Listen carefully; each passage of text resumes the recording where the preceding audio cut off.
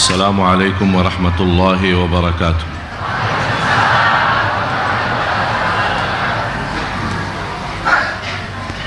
Alhamdulillahi rabbil alamin, wa ashhadu an la ilaha illallah wahdahu la sharika lahu waliyus salihin, wa ashhadu anna sayyidana wa nabiyyana Muhammadan abdullahi wa rasuluhu as-sadiqul amin.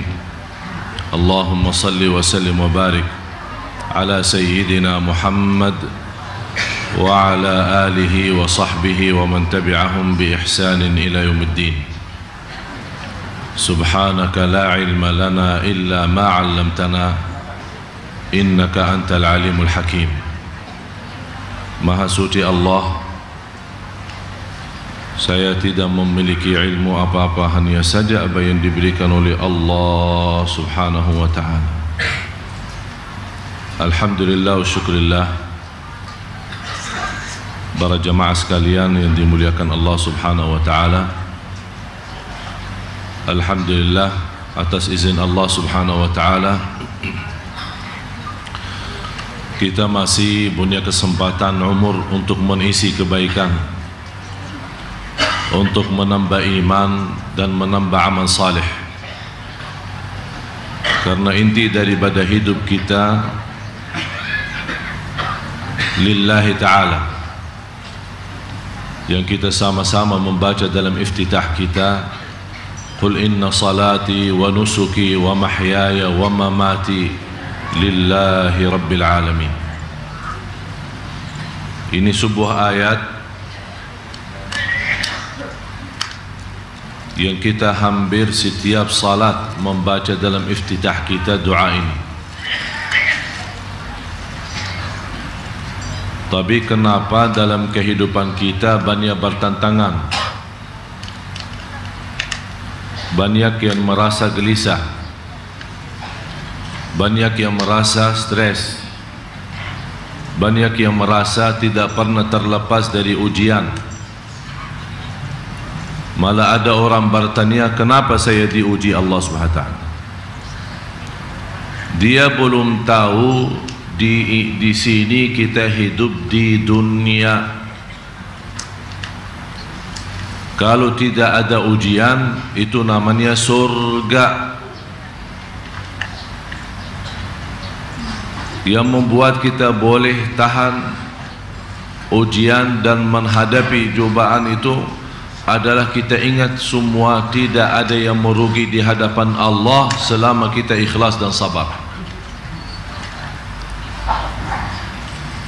Dan saya selalu menyampaikan prinsip saya terhadap ujian, ikhlas dan sabar, sempurna pahala, takdir tetap berjalan. Ikhlas dan sabar, sempurna pahala, dan takdir tetap berjalan. Dan takdir itu akan lewat, tidak akan diam di situ. Tidak ikhlas, tidak sabar, rugi pahalanya, takdir tetap berjalan. Jadi terserah anda mau milih yang mana, mau sempurna pahala atau rugi. Dan Rasulullah sallallahu alaihi wasallam sudah menjanjikan, tidak ada satupun yang kena orang mukmin walaupun sebuah duri karena tubuhnya akan diganti oleh Allah dalam pahala. Biar duri saja, karena tubuh badan kita sudah dijanjikan hatta syaukata yushakuha lahu biha ajr. Orang mukmin kata Rasulullah, biarpun kena duri saja digantikan oleh Allah dalam pahala. Allah maha baik terhadap orang mukmin. Dan hal itu hanya dimiliki oleh orang mukmin.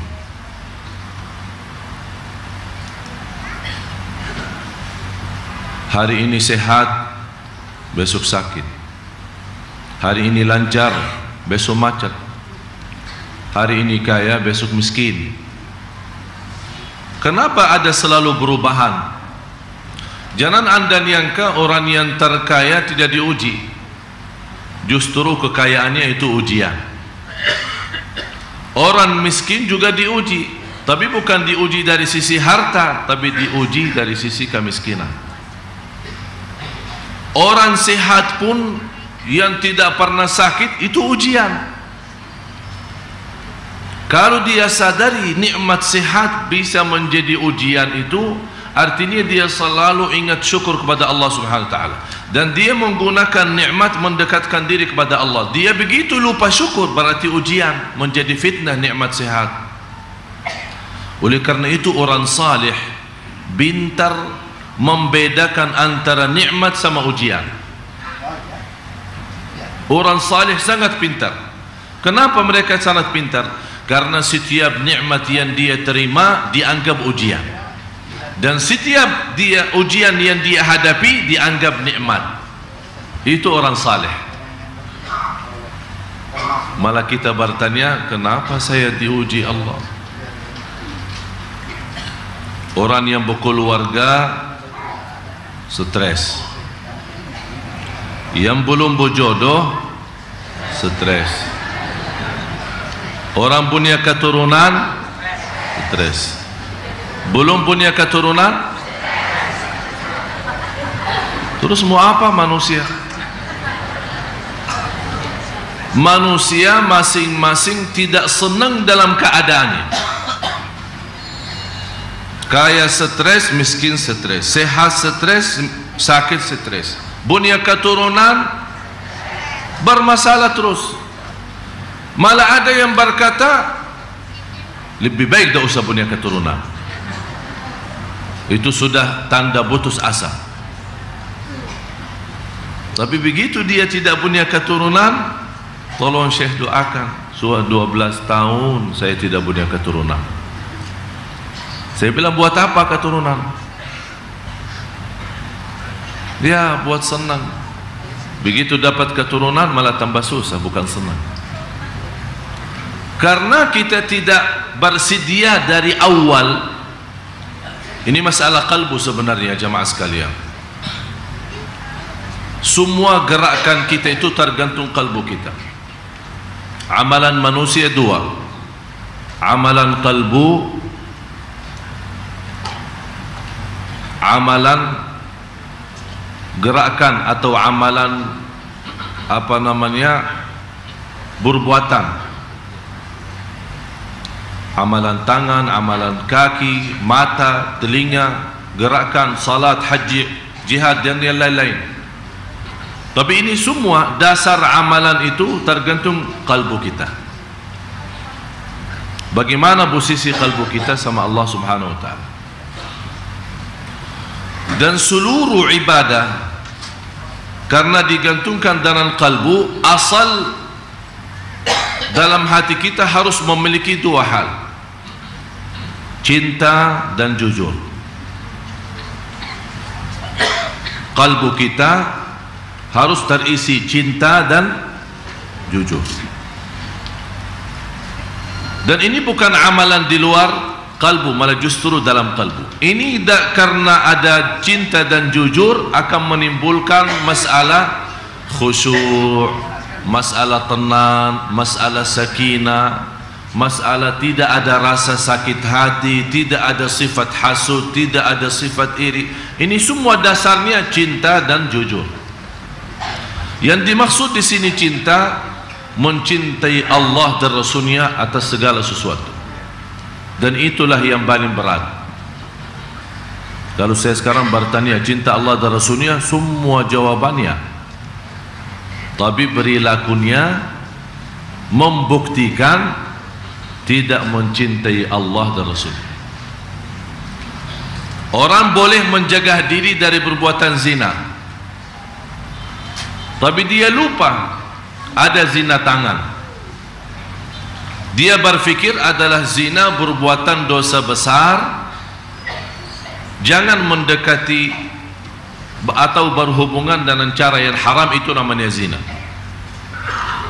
Dan dia lupa Allah tidak melarang zina.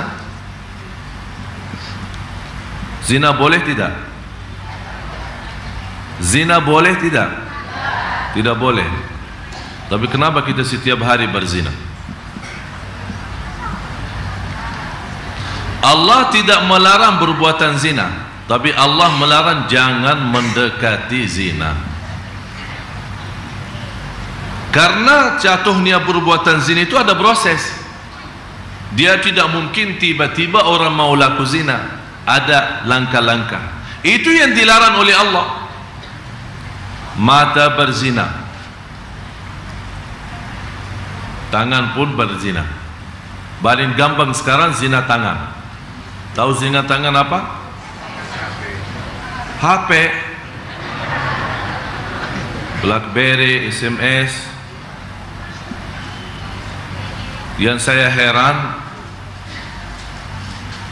orang yang SMS dia lupa SMS ini adalah perbuatan tangan, dan namanya zina karena isinya juruk. Yang ketiga, dia lupa akan hadap Allah dan akan Allah bertanya tentang tulisan itu. Satu kata bisa membawa orang masuk neraka 70 tahun.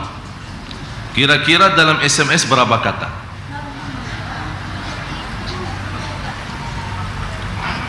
Saya menerima SMS, sungguh kasihan yang SMS. Saking joroknya saya tidak berani balas. Cuma saya berdoa, ya Allah ampunilah orang itu karena dia belum tahu.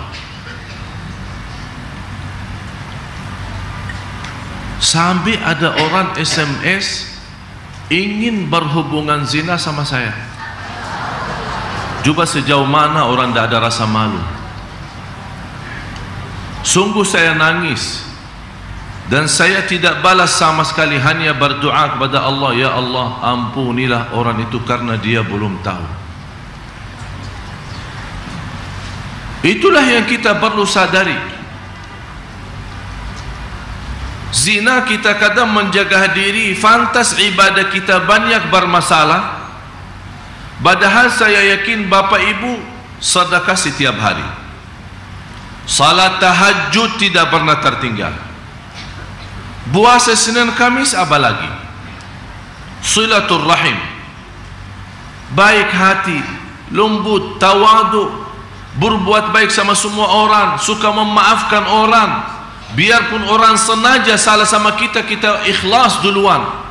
Tapi ini semua tidak ada arti kalau kita tidak memperhatiin hal-hal kecil ini, seperti zina tangan, zina mata, dan zina telinga. Ya ayyuhalladzina amanu udkhulu fis silmi kafah. Hei orang beriman, masuk dalam Islam dalam sejarah keseluruhan. Islam jamaah sekalian sangat sederhana. Allah tidak minta sepanjang hidup kita salat malam. Biarpun salat malam sedikit demi sedikit, tapi ada hal-hal yang lain yang mencegah salat malam itu adalah perbuatan tangan kita. Kita kan sudah suka baca dalam surat Yasin, al-yawma nakhtimu ala afwahihim, terus wa tukallimuna. Yang berbicara siapa? Tangan. Allah menutupi mulut mereka. Udah, kamu diam. Karena mulut mereka, lidah mereka akan berusaha membela, mencari alasan.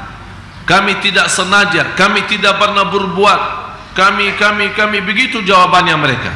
Allah tutupkan mulut mereka. Kalau kamu tidak mau bicara yang jujur, ada banyak saksi. Allah datangkan malaikat saksi, mereka tidak terima. Ya Allah, buat apa malaikat saksi? Saya tidak percaya malaikat. Barangkali malaikat suka tambah-tambah. Begitu kata manusia. Coba lihat manusia begitu berani sama Allah. Ya udah, kalau tidak mau percaya malaikat, saya bawakan saksi dari tubuh badan kamu sendiri, dari tubuhnya sendiri. Dia belum tahu Allah Maha Kuasa dan seluruh tubuh badan kita itu milik Allah. Ya silahkan, masih berani-berani sama Allah. Allah tutupkan mulutnya. Wahai tangan, berbicaralah. Mulai tangan yang berbicara. Sekarang tidak bisa terbayang.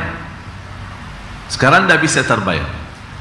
Kalau mau bayangkan bagaimana tangan kita berbicara, coba Anda tulis SMS dan baca lagi. Berarti itu namanya tangan berbicara. Akhirnya tangan kita sebut semua perbuatannya. Tanda tangan, SMS, BBA, apa saja yang dibuat oleh tangan disampaikan. Akhirnya dia kaget. Begitu Allah lepaskan mulutnya untuk berbicara, dia marah sama tangan. Sehari dari tadi saya bela-bela kamu, malah sekarang kamu jadi saksi buruk bagi saya. Marah. Cukup tangan? Tidak. Al-yawma nakhtimu ala afwahihim wa tukallimuna aydihim wa tashhadu arjuluhum bima kanu yaksibun. Kaki pun jadi saksi. Kita mulai kemana jemaah sekalian? Yang semestinya kita takut kepada Allah supaya kita tenang. Karena semakin tinggi takut kita kepada Allah, semakin tenang hati kita. Beda kalau kita takut sama seorang manusia. Beda sama kita kalau takut sama orang yang zalim, sama orang yang jahat. Kita takut sama apapun dalam lingkungan hidup kita di dunia, membuat kita malah lebih jauh takut dan terasa tidak nyaman. Beda sama rasa takut terhadap Allah, justru merasa aman. Kenapa merasa aman? Karena ketakutan kita kepada Allah membuat kita lari kepada siapa? Kepada Allah. Karena kita merasa takut, bertambah zikir. Akibat berbanyak zikir, apa yang kita dapat? Ala bidzikrillahi tatma'innul qulub. Allah berikan nikmat ketenangan. Kenapa sekarang kita selama ini berzikir tapi tidak pernah tenang, mana merasa gelisah? Karena belum ada rasa takut. Sama-sama kita baca Suratul Hadid, surah 57, ayat 16, 17 dan 18. A'udzu billahi minasy syaithanir rajim. ألم يأن للذين آمنوا أن تخشع قلوبهم لذكر الله وما نزل من الحق ولا يكونوا كالذين أوتوا الكتاب فطال عليهم الأمد فقست قلوبهم وكثير منهم فاسقون اعلموا أن الله يحيي الأرض بعد موتها قد بينا لكم الآيات لعلكم تعقلون إن المصدقين والمصدقات وأقرضوا الله قرضا حسنا فيضاعفه لهم ولهم أجر كريم. Sadaqallah. Bisa kelihatan artinya? Alam ya'ni lilladzina amanu an takhsha'a qulubuhum li dzikrillah.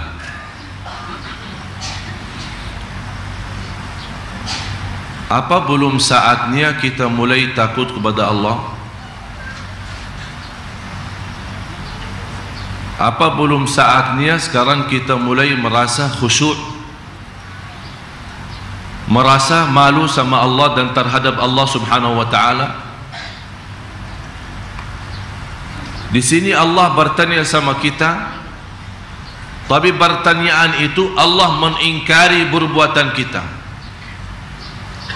Seolah-olah Allah memberikan peringatan, sampai kapan kita mau sadar? Sampai kapan kita mau bertaubat? Sampai kapan kita mau menjaga tangan kita? Sampai kapan kita mau menjaga pandangan mata kita? Sampai kapan kita mau menjaga langkah kaki kita? Sampai kapan masjid kita tidak bisa terisi dan menjadi makmur? Kapan saatnya salat subuh menjadi seperti salat Jumat? Kapan saatnya kita melihat orang tua bangga terhadap anak karena berbakti baik? Kapan saatnya anak ikhlas berbakti baik karena orang tuanya salih dan salihah? Kapan saatnya kita bersilaturrahim tidak menunggu balasan, hanya lillahi ta'ala? Kapan saatnya kalau kita salat itu memimpin kita untuk jauh dari fahsya dan munkar? Karena Allah telah berfirman, inna salata tanha 'anil fahsya'i wal munkar wa la dzikrullahi akbar. Zikir kepada Allah lebih besar daripada salat sendiri. Memang karena Allah menwujudkan ibadah salat untuk zikir. Wa aqimis salata li dzikri. Mendirikan salat untuk mengingatku, kata Allah. Dan seluruh ibadah, kalau kita perhatiin, habis Jumat Allah perintahkan zikir. Fa idza qudiyatis salatu fantashiru fil ardi wabtaghu min fadlillah wadhkurullaha katsira. Padahal baru habis Jumat. Habis Jumat berarti kan isi khutbah, isi ibadah, isi zikir. Tapi tetap Allah memerintahkan untuk berbanyak zikir selepas Jumat. Habis ibadah haji, fa idza qadaytum manasikakum fadhkurullah. Kalau sudah selesai manasik haji, berzikir kepada Allah. Jangan lalai, jangan kembali perbuatan buruk. Karena selama kita beribadah memang jelas jauh dari keburukan. Tapi begitu lepas ibadah, kenapa kita kembali berbuat keburukan? Apakah ada pernah melihat seorang lagi salat tapi dalam salatnya dia gosip? Ada? Ada orang melihat dalam salatnya dia lagi SMS jorok? Tidak kan? Tapi kapan muncul perbuatan buruk itu? Selepas ibadah. Karena kita tidak menjalankan perintah Allah selepas ibadah, jaga zikir. Karena tidak 24 jam salat, tapi bisa 24 jam berzikir.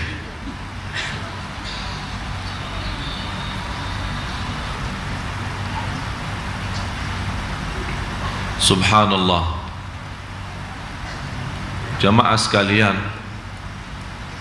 saya mendengar seorang ibu kalau salat malam nangisnya luar biasa.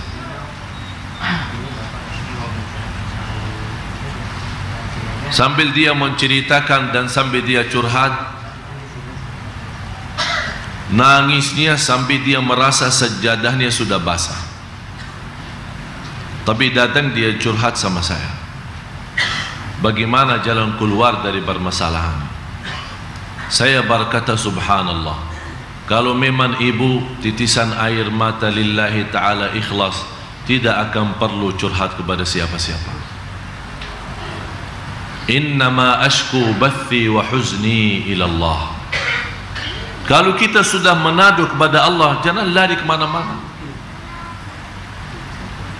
Karena kami sebagai ustaz, sebagai pendakwah, memberikan petunjuk, kami juga punya kekurangan, punya kelemahan.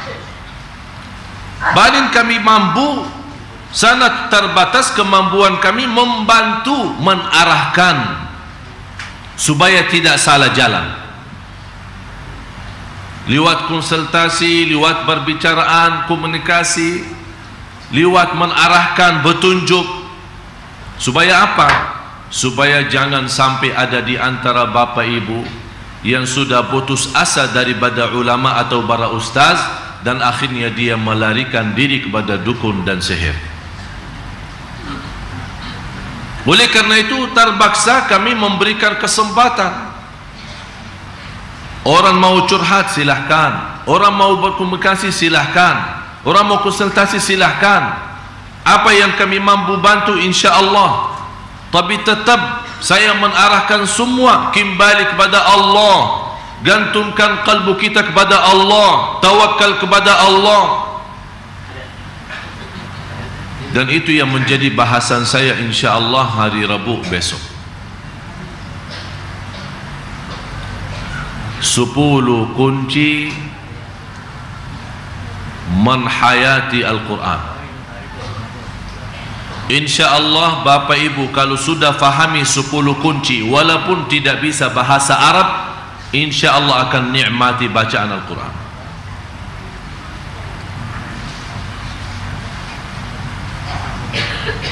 Allah subhanahu wa ta'ala memberikan kehidupan yang sudah sebenarnya sempurna, tapi kita merasa banyak kekurangan karena kita melihat dari satu sisi, tidak melihat dari sisi lain. Kalau kita merasa sakit, kita selalu melihat orang yang sehat, akhirnya kita tambah tidak ridha terhadap takdir sakit. Tapi kalau kita melihat orang yang lebih parah sakitnya, kita pasti mengucapkan Alhamdulillah, masih saya mending. Oleh karena itu kata Rasulullah memberikan jalan mudah supaya tidak sakit hati dan tidak gelisah. Kata Rasulullah, kalau urusan dunia jangan anda melihat orang yang lebih atas dari kamu, malah justru lihat yang lebih bawah. Kalau anda lagi susah, lagi banyak masalah, banyak ujian, anda ingat masih anda bisa tidur di dalam rumahnya dalam keadaan aman dan nyaman. Tapi ada orang lain tidak punya tempat tidur. Coba kalau boleh keluar malam hari, berapa banyak orang yang tidur di bawah jembatan, dan tidurnya aja tidak bisa nyaman. Karena begitu dia mendengar suara mobil lewat, dia langsung bangkit supaya masih mengharapkan sedikit rezeki supaya untuk bisa makan pagi hari. Tapi kalau kita biarpun pusing dan stres tetap tidur, apalagi sudah hidupin AC-nya, lupa dunia dan segala isinya.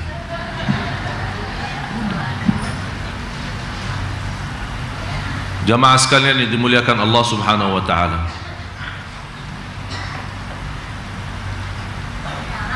saya mengajak semua untuk menjaga cinta dan jujur kita dalam hati karena Allah Subhanahu wa ta'ala. Dan itulah dua hal ini yang menjaminkan kita mendapatkan manisnya iman. Wallahi jamaah sekalian, dunia ini sangat indah bagi orang mukmin kalau dia bisa tahu bagaimana jalan mendapatkan ridha Allah Subhanahu wa ta'ala. Dan selalu saya sampaikan, kalau kita bisa mendapatkan ridha Allah, sungguh semuanya beres. Itu yang perlu kita selalu targetkan dalam kehidupan kita. Dan terbukti, inna salati wa nusuki wa mahyaya wa mamati, hidupku secara total lillah. Kalau kita menjadikan hidup kita lillah, harta kita lillah, nyawa kita lillah, waktu kita lillah, semua yang kita miliki lillahi ta'ala, karena memang semua dari Allah. Sehat dari Allah, harta dari Allah, keturunan dari Allah. Waktu yang kita manfaatkan dan kita bisa mengisi yang terbaik, memang waktu itu juga dari Allah. Dan kita semua mengarahkan kepada Allah, Allah jaminkan juga kematian menjadi indah. Jadi bukan hidupnya jadi indah, mati pun jadi indah. Dan terbukti bagaimana orang salih saat kematiannya Allah sibarkan berita mereka sedunia. Imam Ahmad Hambali disalati jenazah lebih dari 2 juta orang. Saat beliau hidup, banyak orang yang fitnah beliau. Sampai sebabnya fitnah, dizalimi dan masuk penjara.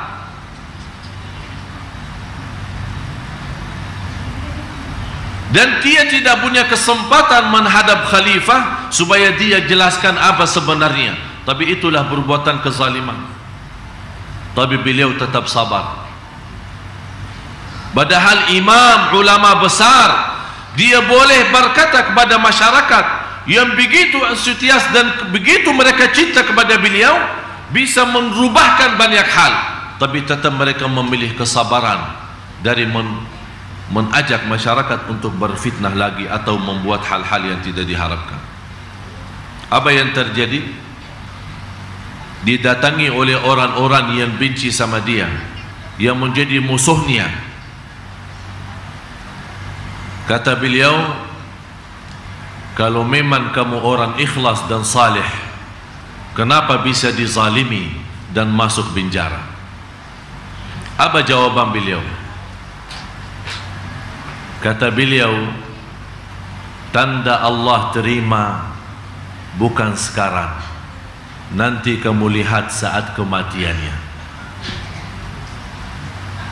Nanti kamu lihat saat kematiannya, siapa yang mati dalam keadaan indah.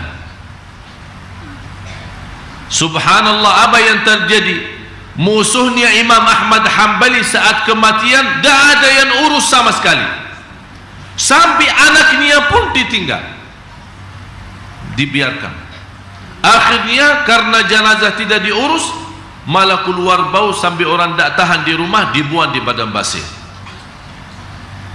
Imam Ahmad Hanbali disalati 2 juta orang. Saking banyak orang yang salat, tidak sempat saat salat disalati, orang datang bergiliran ke makam Imam Ahmad Hanbali salat, dari waktu salat subuh sampai isya masih jamaah antri salat jenazah. Allah telah janji orang yang sempurna iman dalam kehidupannya, dan dia menjaga cinta dan ikhlas, menjaga cinta dan jujur, dan menjadikan hidupannya segalanya lillah, Allah jaminkan kematiannya juga akan menjadi yang terindah.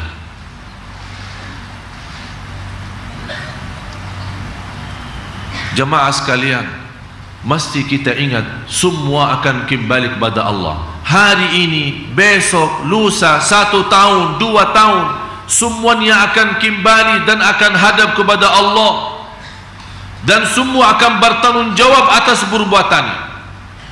Perbuatan lidahnya, perbuatan tangan, kaki, apapun, semua akan terhitung, dan Allah subhanahu wa ta'ala tidak pernah lupa perbuatan kita, walaupun kita sendiri lupa. Alhamdulillah, kita bersyukur kepada Allah karena kita semua memiliki Tuhan yang maha baik, yang maha kasih sayang. Biarpun berapa dosa kita, dengan istighfar, taubat, bagi Allah gampang mengampuni dosa semua. Buktinya surat Az-Zumar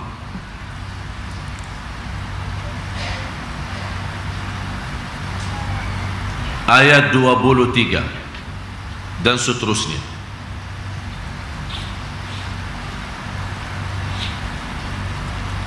Qul ya ibadiyalladzina asrafu ala anfusihim la taqnatu min rahmatillah. Ulama menjelaskan ini termasuk salah satu ayat yang memberikan harapan kepada setiap orang yang sudah melalui batas dosa dan maksiat. Berapa sih dosa kita? Biarpun dosa kita sepenuh bumi, masih diberikan harapan diampuni Allah selama kita cinta dan jujur saat bertaubat.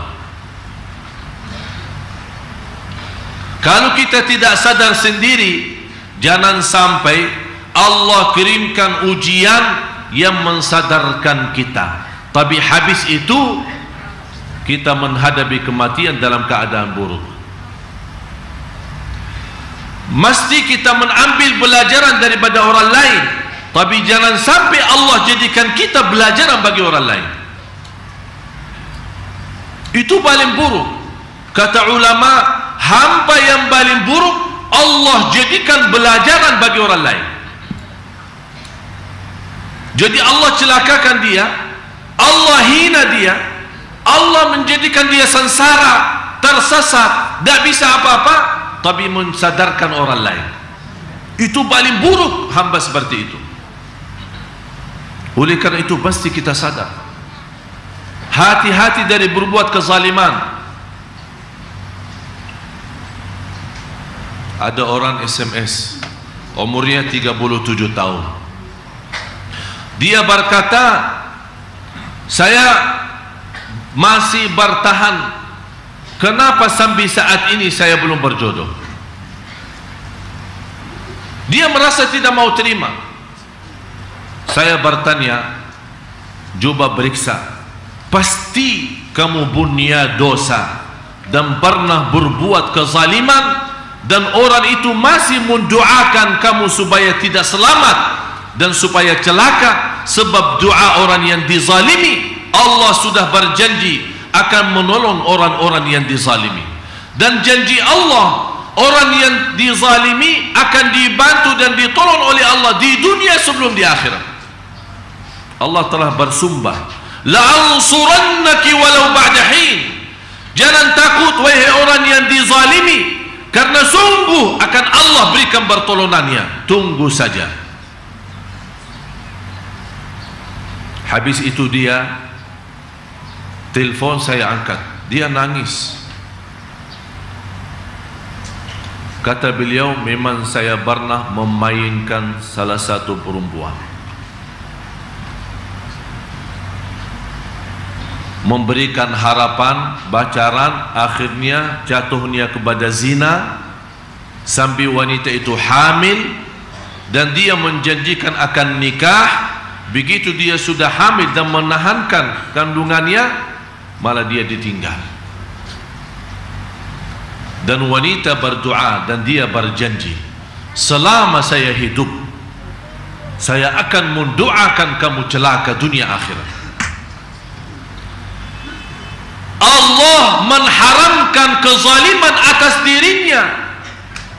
Allah Maha Adil, dan Allah berfirman dalam hadis qudsi, inni haramtu zulma ala nafsi. Aku mengharamkan kezaliman atas diriku.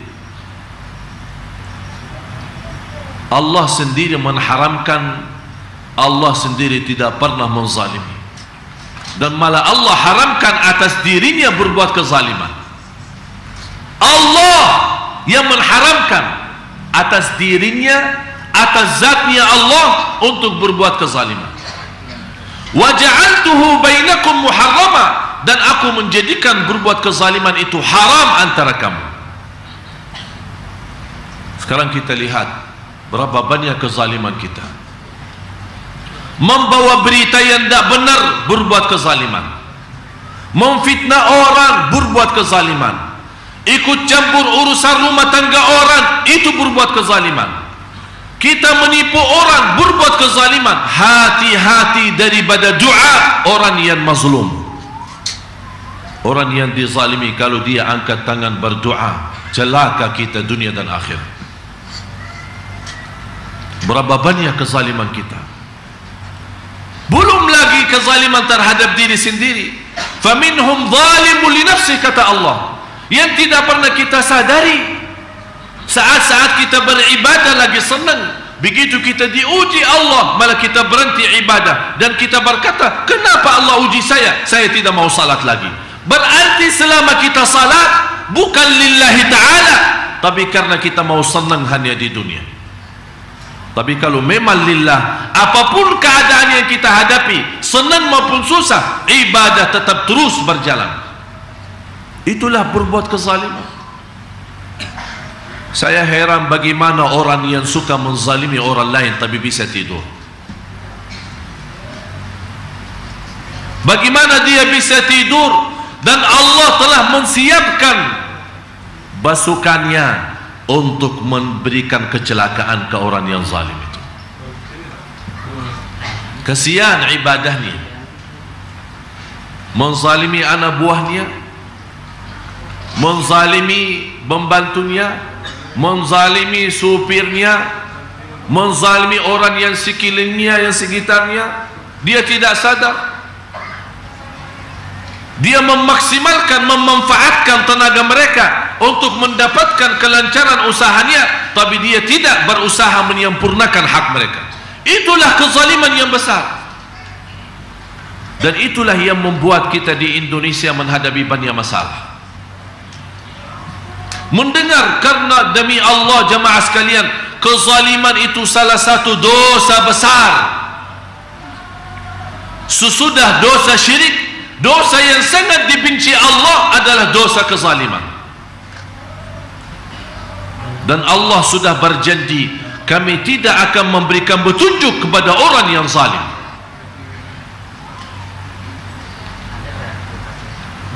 Sekarang kita melihat berita kezaliman, na'udzubillah. Orang tua menzalimi anak, anak menzalimi orang tua, suami menzalimi istri, malah istri sekarang kita mendengar menzalimi suami, dan berantakan dalam kehidupan kita. Bagaimana kita bisa beres dalam hidup? Apa manfaatnya ibadah setiap hari, salat malam setiap malam, haji setiap tahun, tapi tidak pernah terlepas dari kezaliman? Itu bahaya jamaah sekalian. Yang paling buruk kezaliman kata. Hati-hati dari kezaliman kata. Mengkomporkan seorang, memfitnahin orang, sampai banyak rumah tangga pecah dan berpisah gara-gara satu kata yang tidak disadarkan.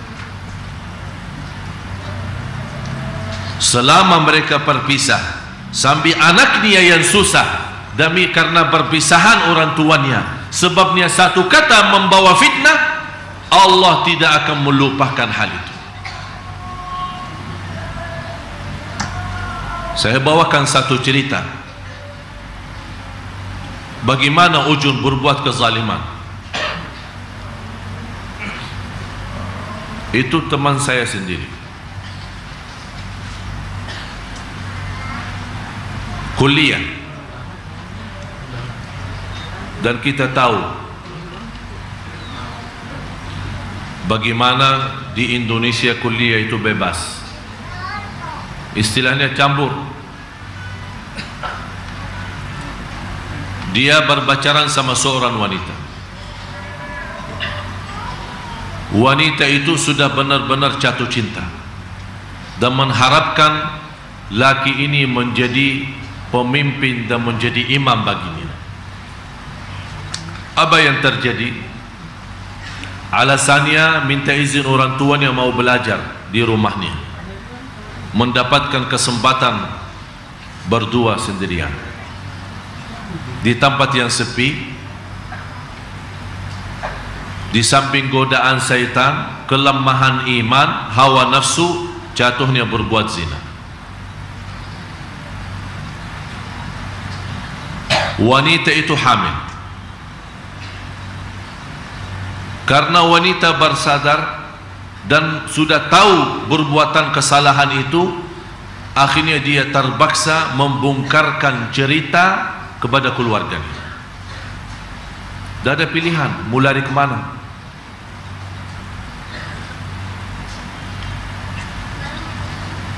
Difahami kondisi dan keadaan oleh keluarganya.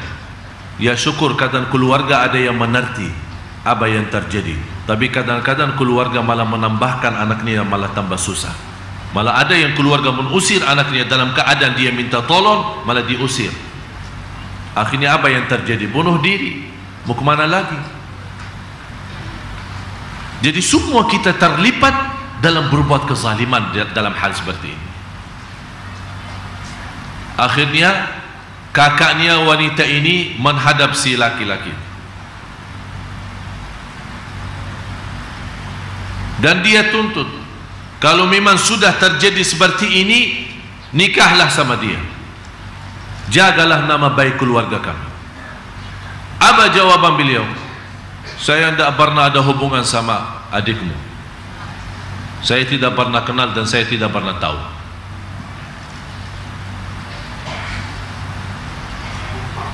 Kata laki-laki, mendengar berita ini, kalau memang itu jawabannya, biarkan Allah yang balas perbuatanmu. Beliau cerita sampai saat ini masih menghadapi ujian. Allah subhanahu wa ta'ala memberikan jodoh dan dia nikah. Ternyata dia bertemu istrinya selingkuh. Dan di situ dia nangis. Istrinya minta tolong diamkan dan tutupi. Saya malu kalau ditahu sama keluarga saya. Dan saya janji tidak akan berbuatan dosa lagi. Dia nangis. Dan dia masih ingat. Dia berkata, ini balasan yang pertama. Begitu dia punya anak perempuan, masih usia 6 tahun, tiba-tiba anaknya melarikan diri ke rumah dan nangis. Apa yang terjadi? Digosok sama tukang jaga di rumahnya. Dan dia nangis. Dan dia berkata, ini balasan yang kedua. Ya Allah, cukup. Ya Allah, cukup sampai di sini. Istriku dan anakku. Tidak lama lagi dia mendengar berita adiknya yang perempuan yang tercantik juga jatuhnya dalam perbuatan zina sama anak kuliah. Begitu dia tuntut anak kuliah, temannya dan pacarannya, kenapa kamu berlaku terhadap adikku? Apa dia menjawab? Saya tidak pernah kenal adikmu dan saya tidak pernah bertemu dengan dia. Langsung dia mendengar sama jawabannya apa yang telah diucapkan. Allah balas. Itulah berbuat kezaliman. Allah akan balas yang sesuai. Malah bisa menjadi lebih parah selama orang yang dizalimi belum ikhlaskan dan belum memaafkan. Hati-hati jamaah sekalian. Sungguh demi Allah, cinta saya dan sayang saya kepada jamaah sekalian, saya sangat takut Anda terjumus dalam berbuat kezaliman. Apakah itu kezaliman kata atau perbuatan? Apalagi kalau di belakang kezaliman kehancuran rumah tangga orang lain. Allahu Akbar. Marilah kita sama-sama menjaga lidah kita. Biarpun ada orang membawa berita, biarpun berita itu benar 100%, kita hadapi dengan istighfar dan kita berkata, saya banyak salah, saya tidak mau urusan lain, cukup urusan saya sendiri. Banyak dosa kita jamaah sekalian, banyak kesalahan kita, dosa besar, dosa kecil. Kita malu kalau ditahu sama orang dosa kita.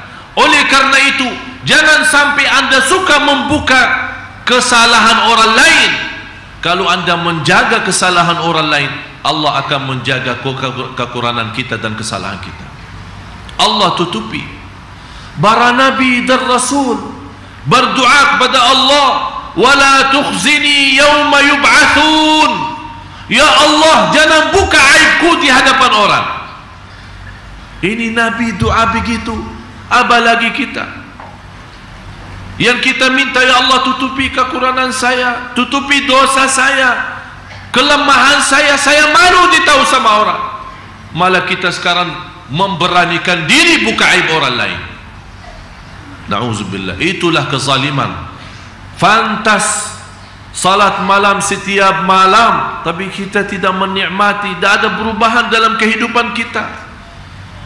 Apa artinya sepanjang malam kita nangis sambil basah sajadah kita, tapi sepanjang siang kita menzalimi orang lain? Allah Maha Adil, dan Allah telah janji orang yang berbuat kezaliman tidak akan dimaafkan sampai orang yang dizalimi mengikhlaskan. Mari kita sama-sama buka halaman baru sama Allah. Tolong ingat ayat suratul Hadid, surah 57 ayat 16, 17 dan 18. Inilah saatnya jemaah sekalian kita sama-sama bertaubat dan nasuh. Karena tanda-tanda ciri hari kiamat sudah banyak muncul. Tanda dan ciri hari kiamat sudah memberikan tanda dunia ini sudah sebentar mau habis. Kita tidak bisa menghitungkan, malah lebih cepat dari kehabisan dunia adalah kematian yang kita tunggu. Dan tidak ada di antara kita yang jamin hidup sampai besok. Biarpun asuransinya yang paling tinggi, tapi tidak bisa punya jaminan hidup sampai besok. Berarti apa? Kita yakin mati daripada yakin hidup. Sekarang saya bertanya, yakin hidup sampai besok? Tidak. Yakin mati? Mati pasti. Hidup yang tidak pasti. Itu yang perlu kita fikirkan. Kalau memang kematian itu yakin, bagaimana kita menghadapi kematian yang indah, yang kita selalu berdoa, ya Allah biha, ya Allah biha, ya Allah bihusnil khatimah. Bagaimana kita mengharapkan husnul khatimah, tapi perbuatan kita masih banyak kezaliman. Kezaliman terhadap diri, kezaliman terhadap orang tua, kezaliman terhadap anak kita, dalam lingkungan kita. Allahu Akbar. Ya Allah, maafkan dan ampunilah ya Allah.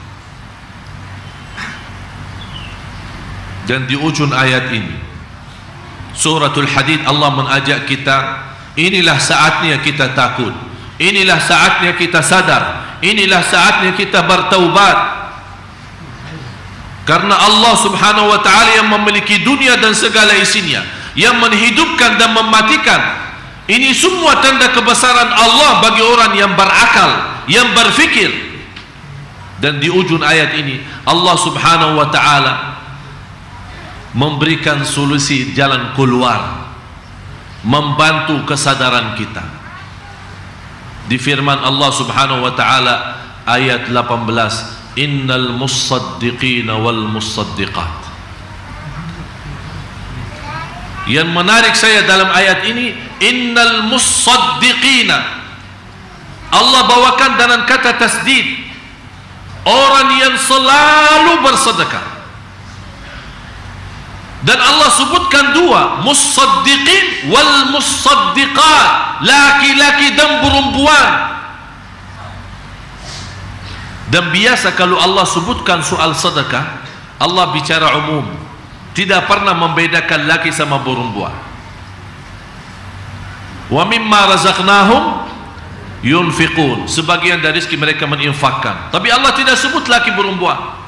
Tapi di ayat ini Allah sebutkan, innal musaddiqin, laki-laki yang selalu bersedekah, wal musaddiqat, perempuan yang selalu bersedekah.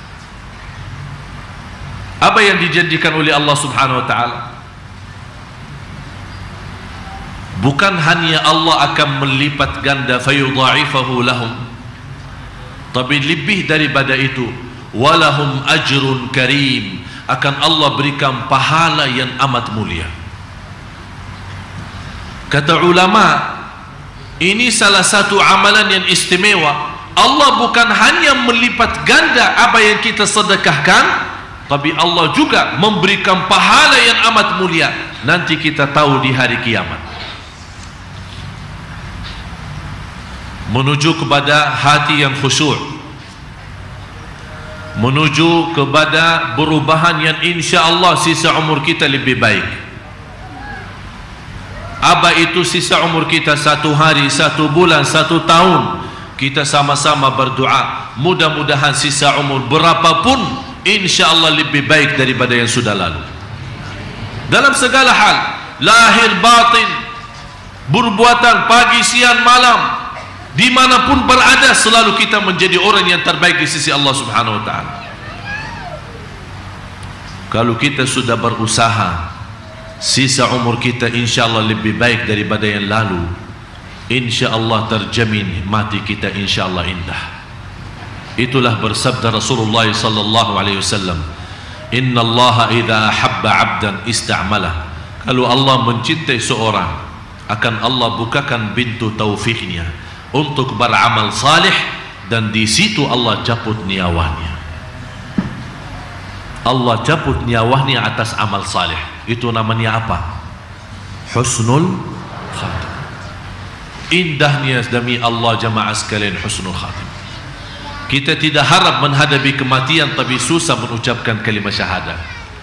Tapi yang kita harapkan bukan hanya mampu mengucapkan kalimat syahadat, malah insyaAllah didatangi malaikatul maut kita dalam keadaan sujud.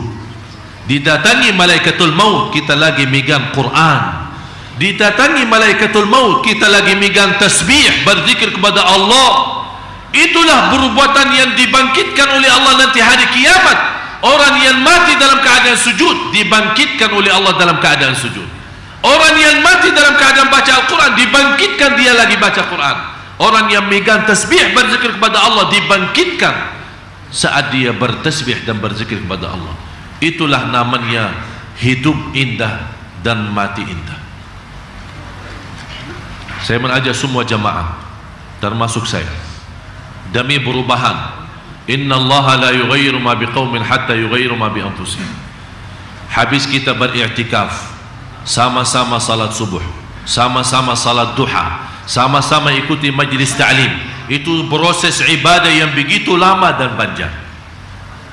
Fantas dan sempurna lagi kalau kita menutupi ibadah itu dengan amal salih sedekah. Tapi nawaitu menuju kepada alam ya'ni lilladzina amanu an takhsha'a qulubuhum li dzikrillah, menuju kepada ayat suratul Hadid 57 ayat 16. Dan sedekah kita sama-sama jemaah sekalian, mudah-mudahan Allah jadikan kalbu kita khusyuk, Allah jadikan hidup kita insyaAllah lebih baik daripada yang sudah lalu, agar kita mendapatkan sisa umur kita indah dan mati pun kita indah. Saya mengajak semua bersedekah. Tidak ada kecuali, saya mengharapkan semua jamaah tanpa kecuali. Dan saya tidak menghitungkan berapa sedekah anda, terserah masing-masing. Tapi kalau anda ingin perubahan yang luar biasa, usahakan sedekah yang luar biasa. Dan selalu saya sampaikan, lebih baik banyak ikhlas daripada sedikit tidak ikhlas. Siap semua? Tolong bantu ibu-ibu, kumpulan sedekahnya ada di sana di belakang. Situ bapak-bapak, silahkan, ini surban saya buka, tapi jangan dibawa pulang ya. Sana di bapak-bapak.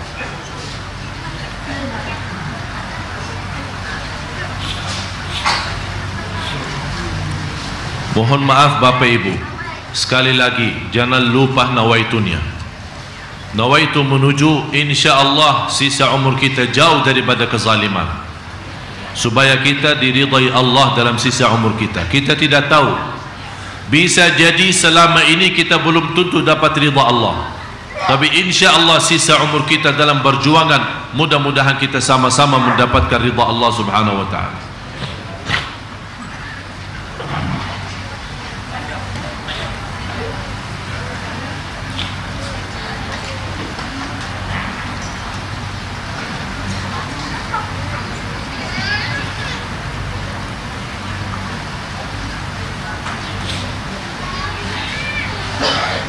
Mari sama-sama kita berdoa.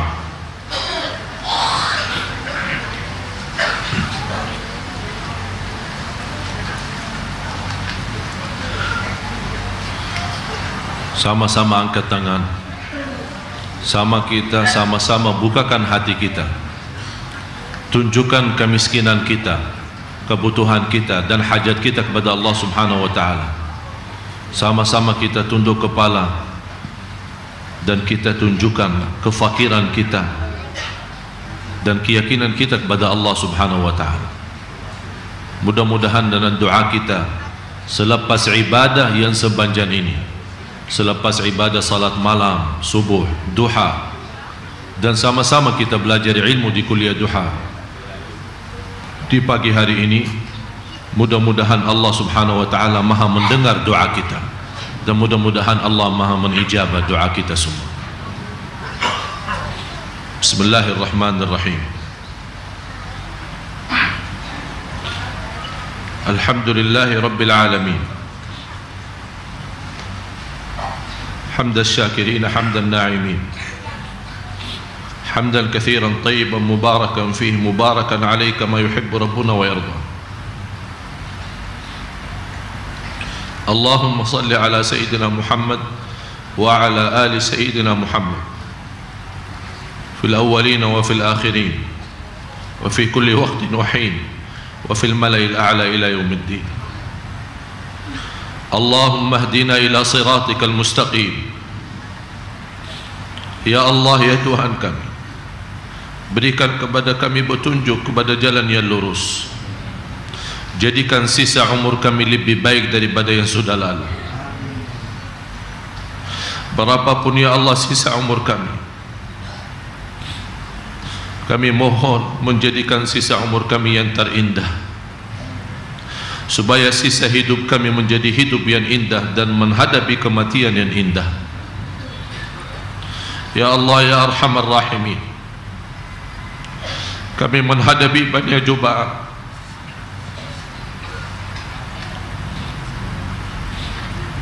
Hati kami suka gelisah, hati kami belum sempurna iman, hati kami belum suci dan bersih. Masih banyak hal-hal yang Engkau tidak ridha. Ya Allah, rahmatilah kami, karena kami tidak kuat lagi menahan hawa nafsu kami. Kami belum menjadi hamba-Mu yang senantiasa bersyukur. Kami belum mampu menjadi hamba yang bersabar. Kami belum bisa menjadi hamba yang ikhlas. Ya Allah, kami mohon kuatkanlah kami, agar kami senantiasa menjadi hamba yang ikhlas, hamba yang bersyukur, dan hamba yang bersabar. Karena sungguh Engkau maha tahu isi hati kami. Walaupun kami belum sempurna mencintai-Mu, tapi sungguh ya Allah, Engkau maha saksi dan malaikat-Mu maha saksi. Kami sangat mencintai-Mu dan sangat mencintai Rasul-Mu sallallahu alaihi wasallam. Walaupun kami belum sempurna cintaan kami, tapi kami mohon ya Allah, dari rasa cinta kami, bawa kami bahagia dan selamat dunia akhirat ya Rabbal Alamin. Ya Allah, kami akui banyak dosa kami, dosa besar maupun kecil, dosa terang-terangan maupun sembunyi. Berapa kali berbuat kezaliman kami ya Allah, dosa kami sudah melalui batas, tapi Engkau masih memberikan kepada kami kesempatan. Engkau belum menghukumkan kami atas dosa dan maksiat kami. Engkau masih mengajak kami untuk bertaubat. Ya Allah, bukakan hati kami agar kami bertaubatan nasuha. Ya Allah, aku mohon untuk semua yang hadir serta keluarganya,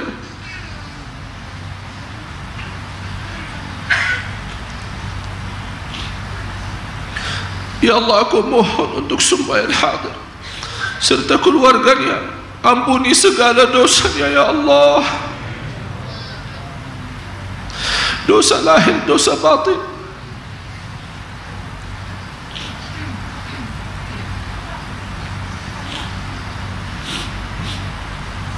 Aku mohon untuk semua yang hadir pulang di pagi hari ini ke rumahnya masing-masing sudah suci dari dosa maksiat ya Allah. Diterima salat kami ya Allah, terima tahajud kami, terima i'tikaf kami, Jadikan i'tikaf kami, salat subuh kami, salat duha kami, majlis ilmu kami menjadi saksi baik bagi kami ya Allah dunia akhirat. Ya Allah, tutupilah kekurangan kami, tutupilah aib-aib kami, maafkan atas kesalahan kami. Baniasalah lidah kami, baniasalah ucapan kami, baniasalah perbuatan tangan kami, dan baniasalah perbuatan kaki kami. Dan kami takut dan malu tangan dan kaki kami menjadi saksi buruk bagi kami.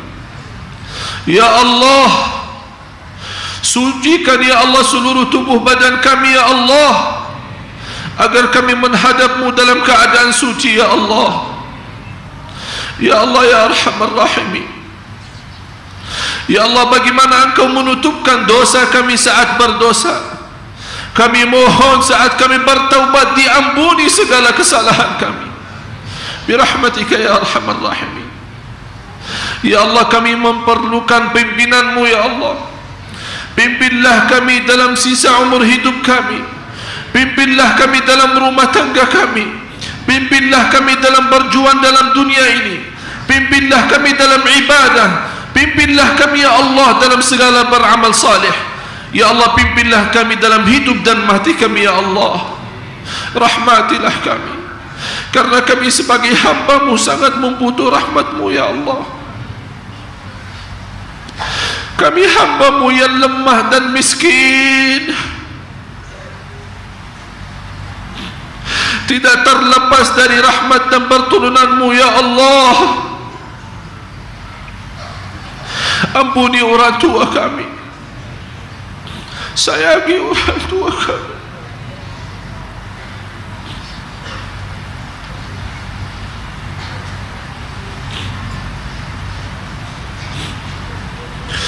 Banyak dosa kami terhadap orang tua kami, banyak durhaka kami terhadap orang tua kami.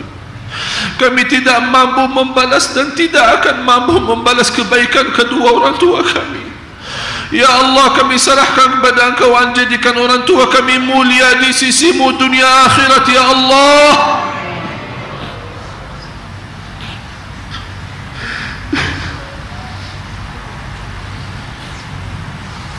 Ya Allah, ampunilah saudara kami muslimin muslimat, mukminin mukminat yang hidup maupun yang telah wafat.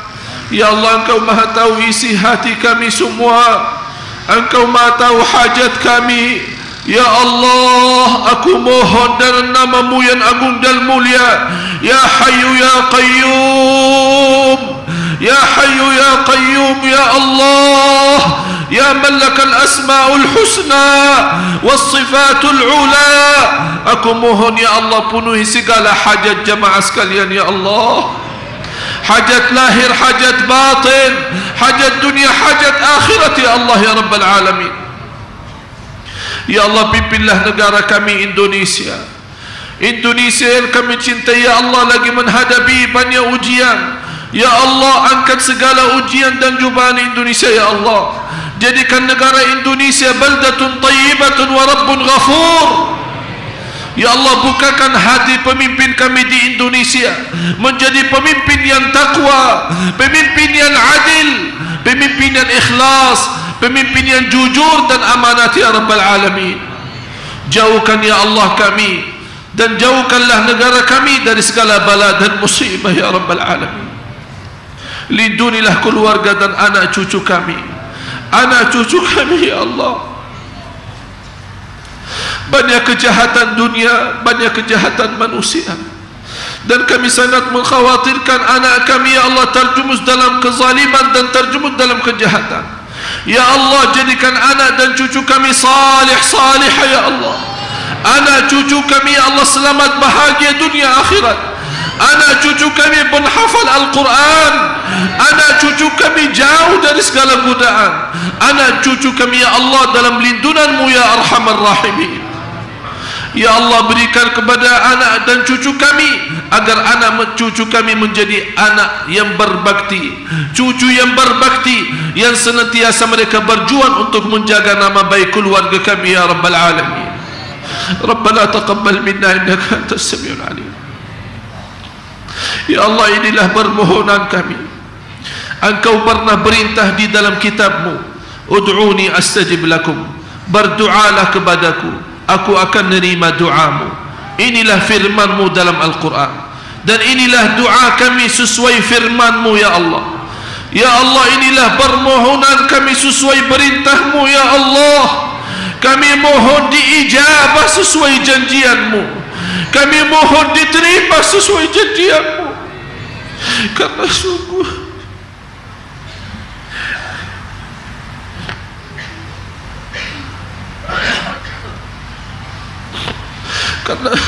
karena sungguh Engkau tidak pernah mengingkari janji-Nya. Innaka la tukhliful mi'ad.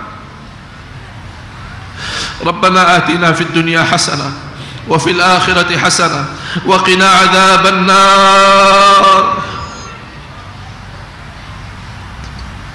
Ya Allah, selamatkan kami dari siksa neraka Jahannam, wa qina adzaban nar, karena kami tidak kuat disiksa di neraka Jahannam. Ya Allah, bagaimana Engkau berikan kepada kami kemudahan sama-sama berkumpul di Masjid Agung Sunda Kelapa ya Allah di pagi hari ini. Berikan kepada kami kemuliaan, sama-sama jumpa lagi di surga-Mu ya Allah,